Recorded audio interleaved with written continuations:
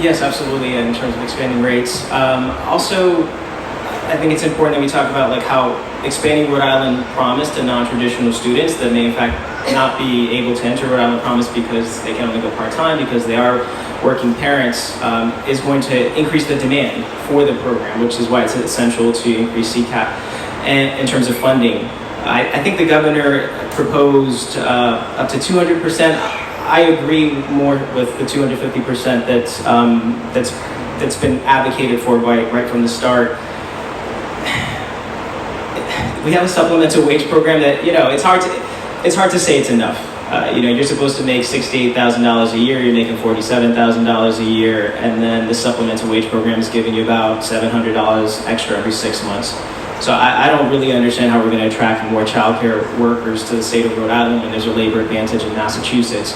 When we say supplemental wage, we're really talking anywhere between $1,600 to $1,800 per person. It's very performative. It's very Rhode Island-like to put it out there. All due respect.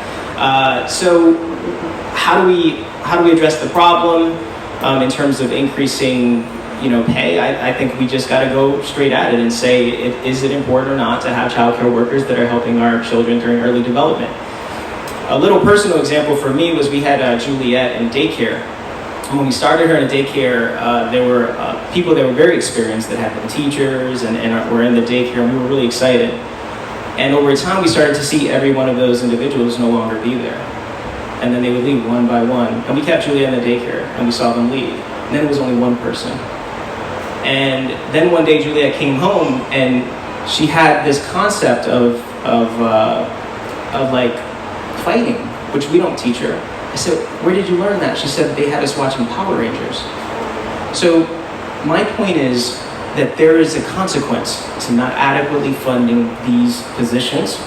And as governor, I will certainly make it a point to ensure that we're fighting to provide the adequate funding to have more childcare workers, better pay, and better services for our children.